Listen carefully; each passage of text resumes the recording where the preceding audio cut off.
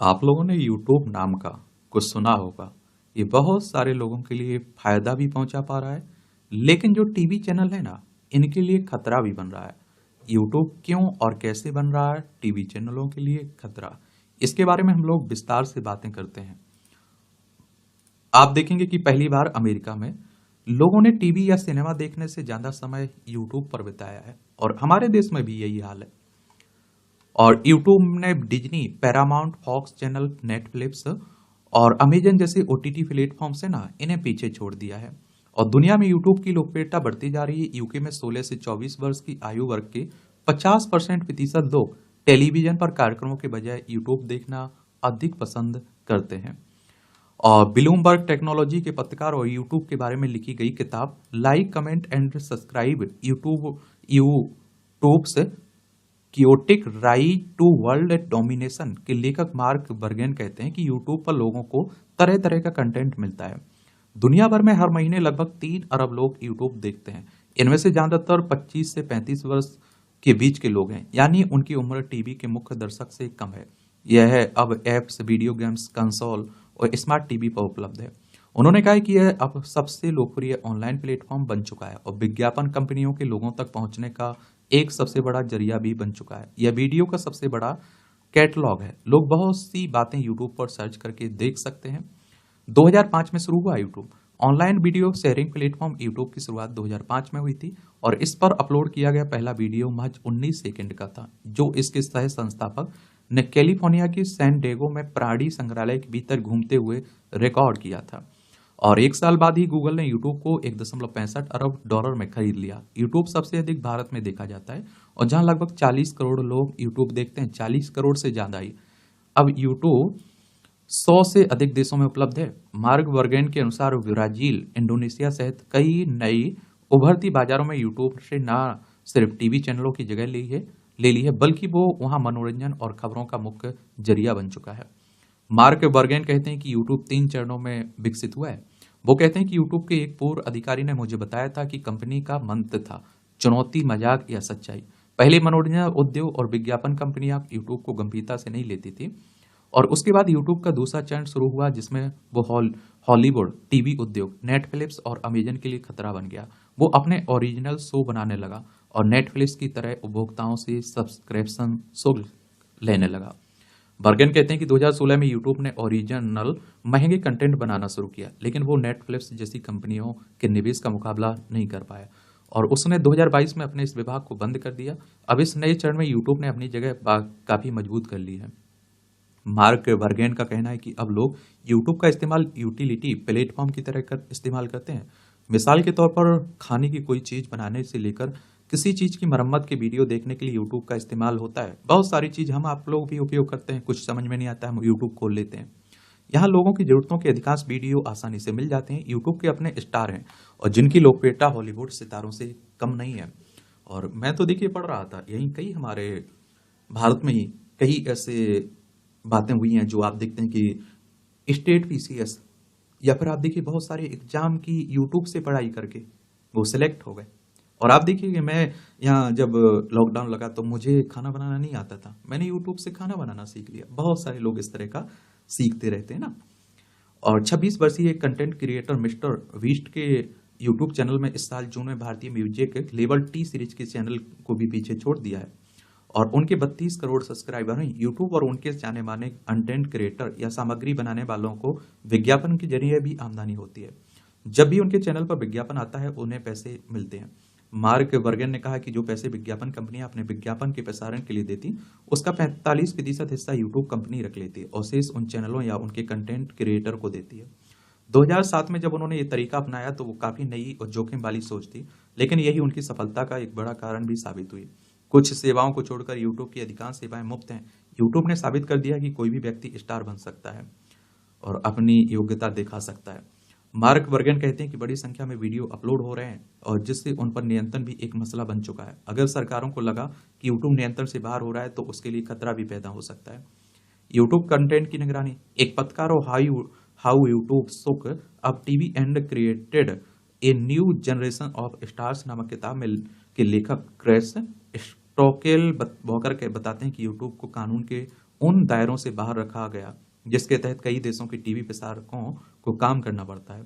यानी टीवी नेटवर्कों में जिस प्रकार के कड़े सांप्रदायिक नियम लागू होते हैं, वैसे यूट्यूब कंटेंट या सामग्री पर लागू नहीं होते हैं।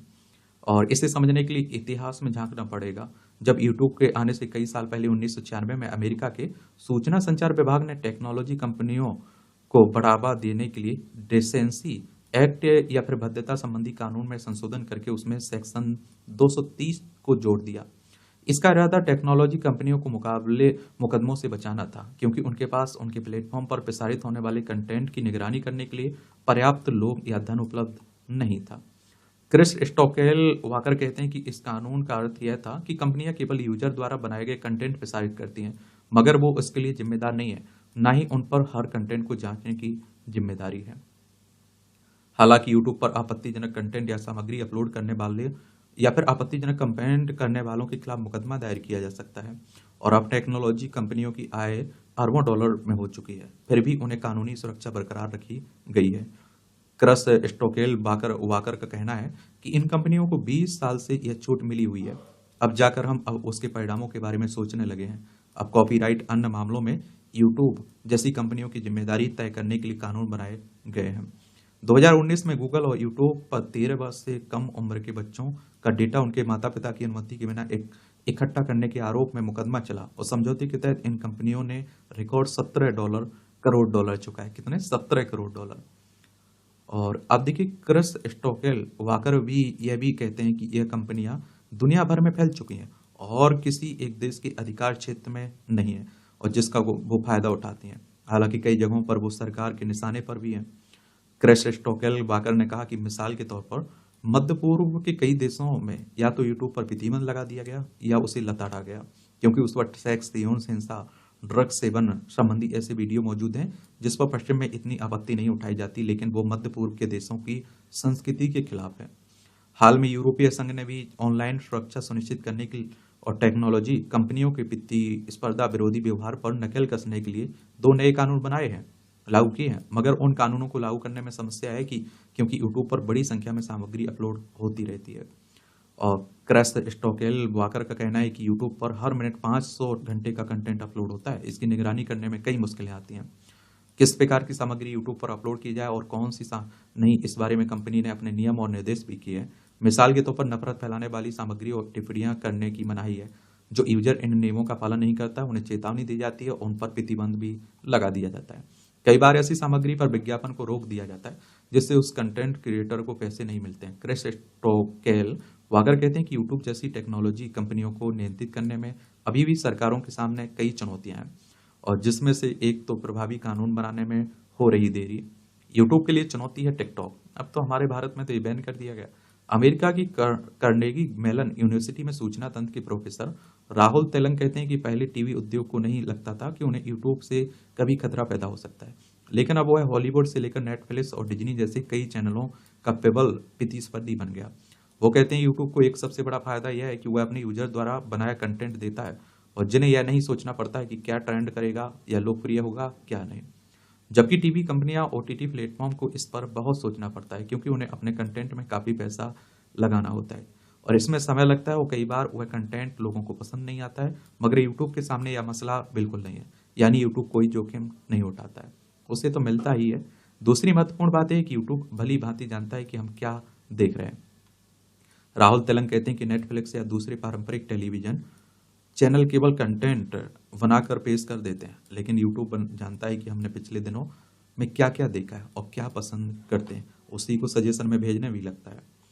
इसी जानकारी के आधार पर वह विज्ञापन भी देता है और नए वीडियो का सुझाव भी देता है। यानी अन्य स्ट्रीमिंग प्लेटफॉर्म और पारंपरिक टीवी के मुकाबले वो दर्शकों के साथ काफी जुड़ा रहता है। मगर यूट्यूब की एक कमी यह है कि वो दूसरे चैनलों की तरह महंगे ड्रामे नहीं बना रहा और ना ही बड़े खेल प्रतियोगिताओं का प्रसारण करता है। वहीं टीवी स्ट्रीमिंग प्लेटफॉर्म यूट्यूब की पहुंच का फायदा भी उठाना चाहते हैं। और राहुल तेलंग आगे कहते हैं, जब भी टीवी चैनल और स्ट्रीमिंग प्लेटफॉर्म नए शो लाते हैं तो उसे प्रमोट करने के लिए, लोगों में प्रचारित करने के लिए वो यूट्यूब का इस्तेमाल करते हैं।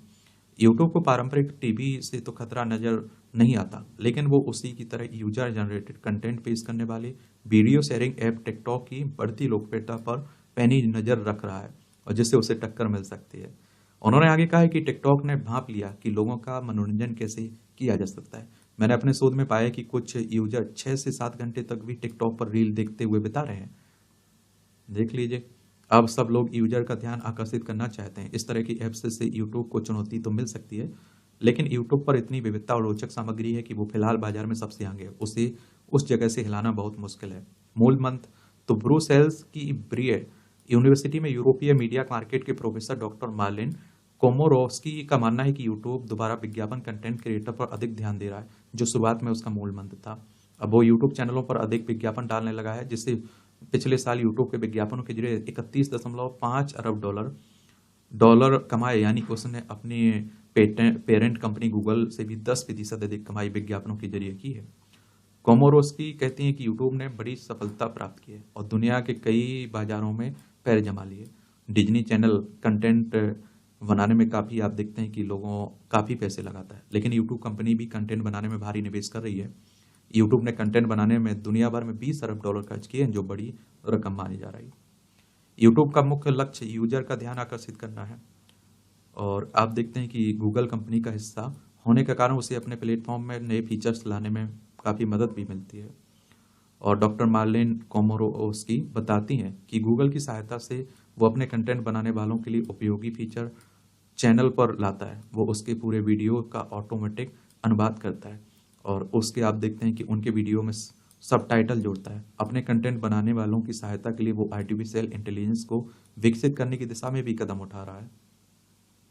टिकटॉक से स्पर्धा को देखते हुए यूट्यूब ने अपने प्लेटफॉर्म पर शॉर्ट्स या फिर 1 मिनट से छोटे वीडियो को भी शामिल कर लिया है।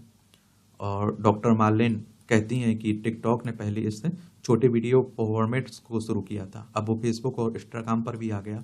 यूट्यूब ने भी इसे शामिल कर लिया है। यह फॉर्मेट काफ़ी सफल साबित हुआ है। यूट्यूब को हमेशा ध्यान रखना पड़ता है कि उसके प्रतिस्पर्धी क्या कर रहे हैं और सब डिजिटल मीडिया में प्रतिस्पर्धा की दृष्टि से अच्छा है। और आप देखते हैं कि एक समय लग रहा था कि फेसबुक बहुत शक्तिशाली हो गया, लेकिन अब टिकटॉक भी बाजार में है। दरअसल फेसबुक का इस्तेमाल करने वालों में युवाओं से ज़्यादा संख्या बड़ी उम्र के लोगों की है। यूट्यूब के साथ भी ऐसा हो सकता है।